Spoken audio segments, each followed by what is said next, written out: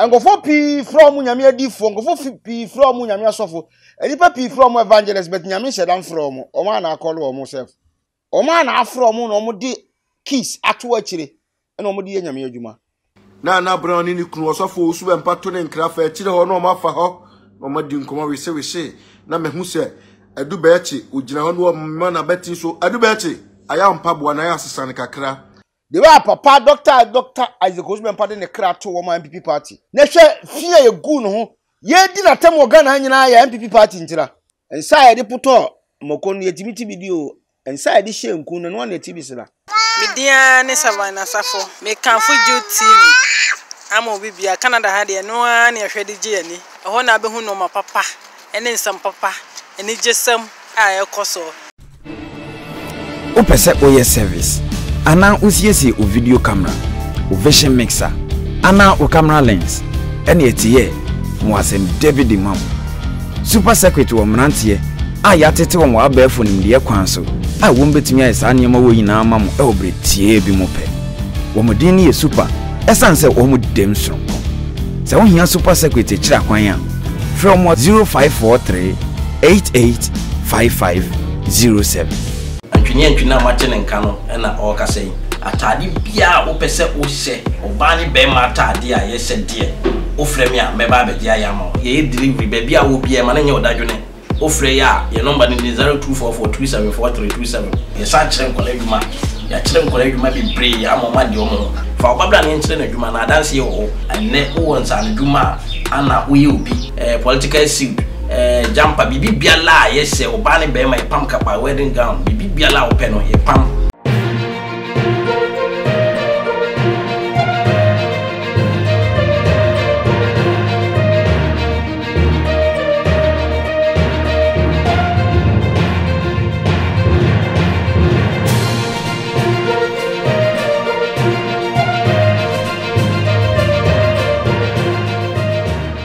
Abusafo obi bia kwa baba Jude so first Agradaa demonstration na aba ewiye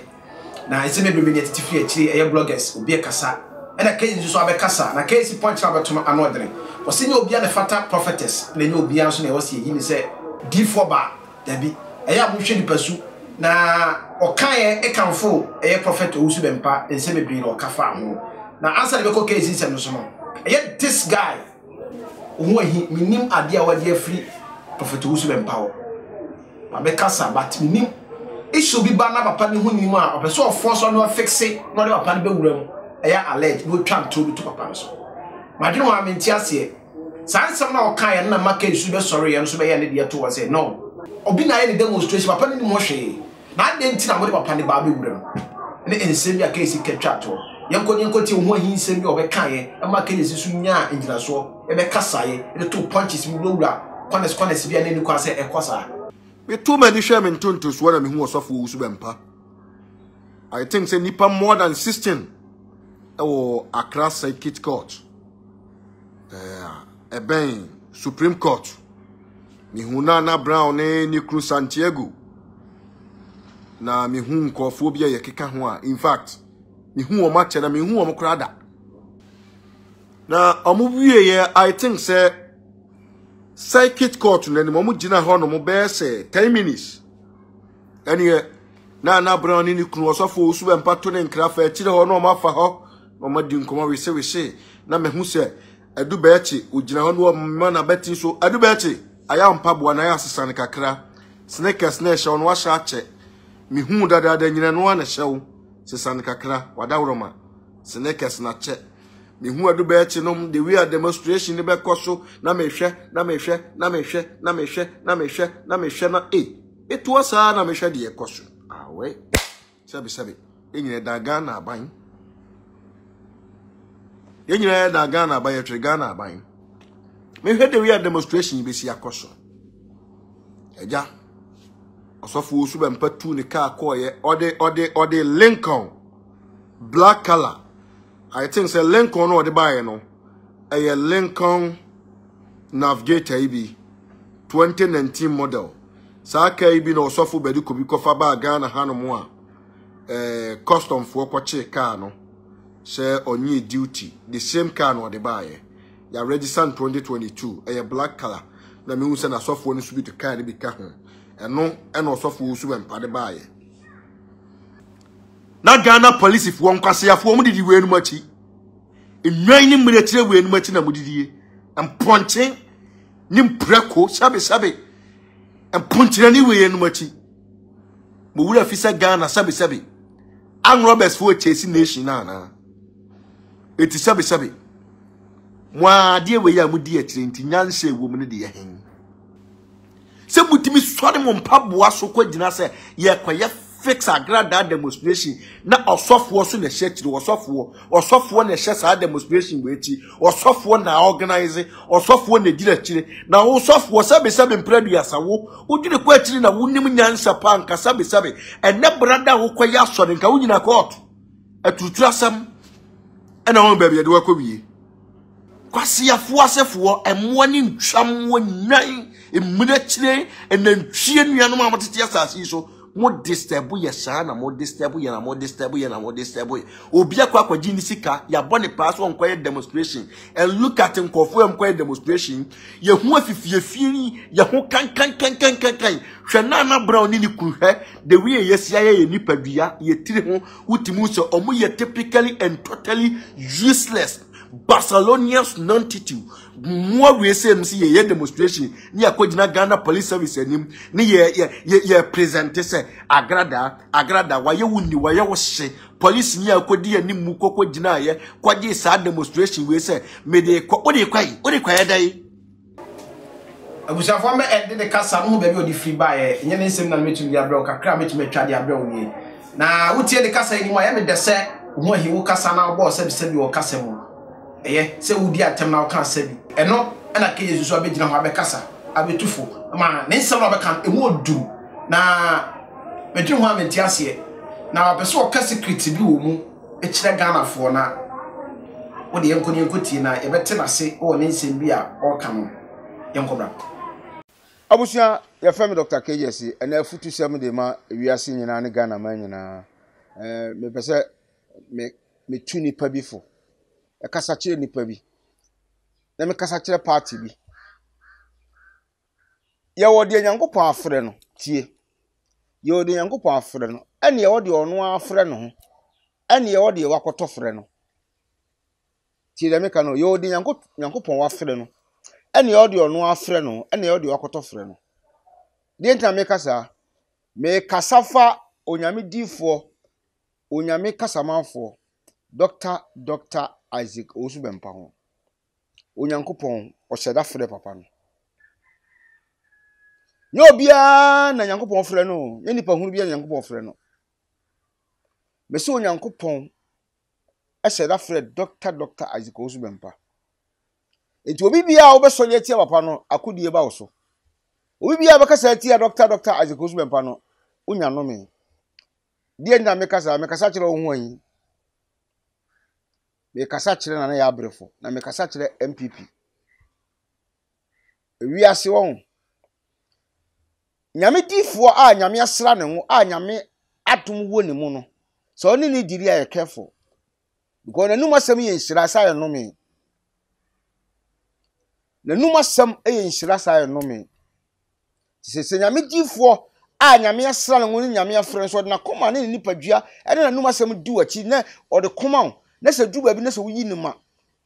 na se nipa bi abetra abonte se obegu ne ho feed ya pepe followers abepe views abepe sika sa no me no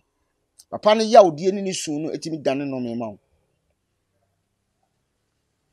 ma hu bebrebe mati bebrebe because unim me nim de nyame afre no na me nim de ono ahye da afre no Angofo pi from nyame adifo angofo pi from nyame asofo enipa pi from evangelist but nyame shedan from o na akolo o mo self o ma na afro mo no mo di kiss ato akire na o mo di nyame adwuma na se woni papa Dr. Owusu Bempah bompu ni mpo abon se ye wo nyame nipa ene ye wo nyame difo ne o nyame nipa papa nyame ahira no nyame afre no metu nipa bifo metu ngofo bifo wo Ghana ha a omanya internet omotrase ekasetia papa no ese do mugu papa no mfi mesra wo nipa onyame asira no osefo ntimi nse ne da nipa onyame asira no da se ni bia ntimi mfa na henie mafom da ti dia na wo dia free papa ho e dia na wo pa free papa ho mesra wo bibia nipa bia wo hwe me asem me kasa ma sebi obi a nani da ho na obi a na dwemu da ho me kasa ma sebi obi a wo akoma na obi a woni adwen between nipa bebirefo na advice kese pa akoma nana ho ahi oy my brother me tunifo say baby okeka kono onya careful hot ro ye baby obu ototo ne pa kono ho hye ye last time me ban gidi better na me ban come because me di nipa bebire ho ya oni me hunu me betu nipa bi asema betu nipa bi a na me kra di awro ho because o ma hu papa no o ma mu no o mo kodi sika bi a jom kodi nkofo bi a chi bete se woni papa ni bompu ni mpu ana o spirit epia na jo no wo hia papa no huhuma wo se papa no nyankopon afere nyankopon asara no yani adifo na mo yani asofo na mo yani evangelist fo na mo but papa no we different but se yi nyame adifo mako tena e wo Ghana ha papa ni odikan enti advice ekoma NPP party say mama papa ho edi mo ho yaw mama doctor Rev Owusu Bempah ne kra tete mama because penifo so owura fi ukro mu hina ben a wo yira badwom ana se wo ne akola ekwafu ne ba bi a wo soe no se wodu na da bi a wo soe no na da bi wan soe no no de pa ho akora ne su because waso na de so akwa akire asema mekan me tu NPP party for pa the way papa doctor Rev Owusu Bempah de ne kra to Oman NPP party na hwe fie ye gu no ho ye di na tem Ghana nyina ya NPP party ntira ye so ni tie nyina ya NPP party ntira na afi ekowie ni se koba ni se ye no an se na amen ye no an se na amen advice 2024 watch awani mo ya o 2024 wani mo ya but party bia woni odifo bia no party ni sheki nti se o hwe papa na doctor Rev Owusu Bempah de o si fight ma NPP party ye di na tem obi a otim se won sem fata o nka o ye kanipa nko nka wo kura na okasetia no because of momentira but so matter say obi o nko won sem fata no odi papa tem because of NPP party ntira na afi ekowie ni sen me kasa kire new elected executive for ye wo mo NPP se a chia na mui wono ma hwegu ana atimi hihye ne yie so omo tena se na omo kọ papa anim kacha papa se papa ye obone pa because papa ni di hu ya because papa ni koma mo papa ni di ma mo o fight ma mo e na party e ba power but mpanifo bi e di party nanim amu de papa ni ye ma party no nti o ma twa papa na se akonwa ma ne sensen ho ti new elected executive ya yi mu yi metumofo me kasa kire mu se mo no ma na hweagu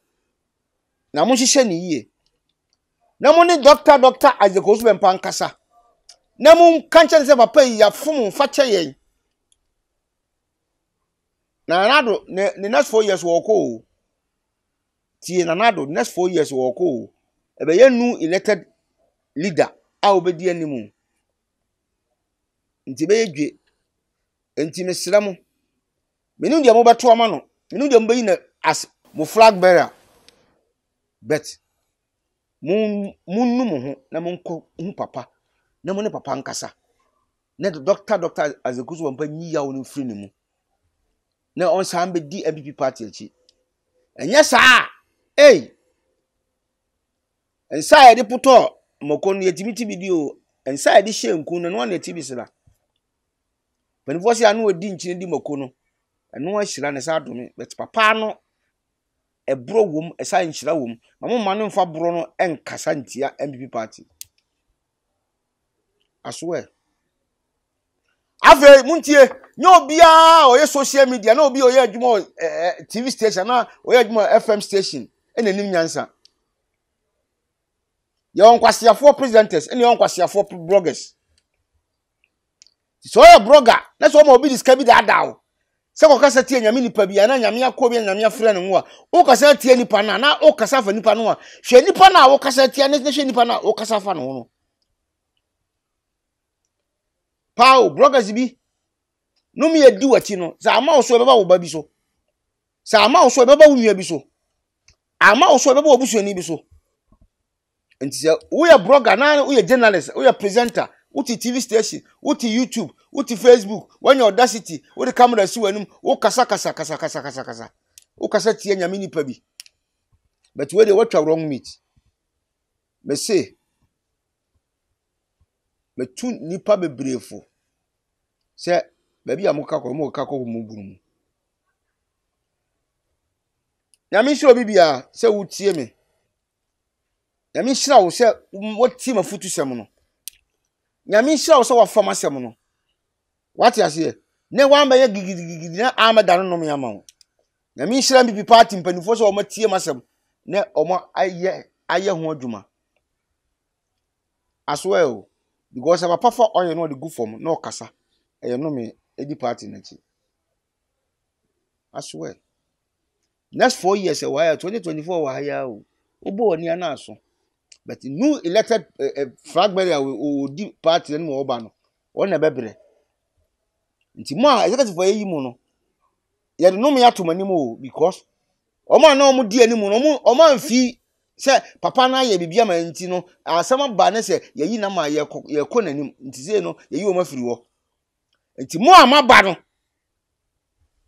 mo adima siso no mo munanye ha na mo munum die munye du na mo hu se ma from Dr. Rev Owusu Bempah because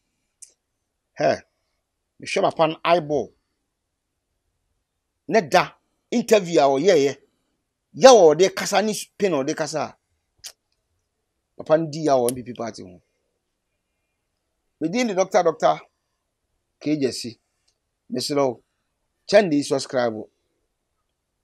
mun subscribe na mun pe subscribing wo hwe na oko subscribe na share na mi a all no so na me video tuma wa ebia ba wo ho na mi hira ono nka ho fagidie ka se adom nti amen nti when some case so de betu dwa ifa issues we hu nti utie de ka se hu a wo ba bia wo di esi ne ba bia wo de ko aha na dem besi senia na wo hwe message subscribe na fa adom to all mame so am the next video bia tuma na wo sa aka media de chu peace. Thanks for watching and please don't forget to subscribe and share for more news updates.